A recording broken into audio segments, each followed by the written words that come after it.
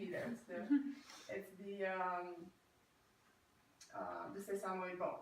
So we can do two techniques. We can pin the tendon and stretch it by using the thumb, or we can bow the tendon medially and then stretching by using the thumb. So with the foot in general, it's all about finding the most efficient contact so you don't overuse thumbs, and very, if any, little oil. Very little, if any, oil. Okay, so I am pinning the tendon right underneath the ball of the foot. Maybe I'm watching your eyes. And then simply extending.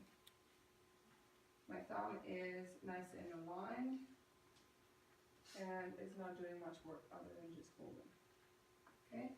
And another one would be to take the tendon and push it medially to kind of bow it. Does that make sense? Okay.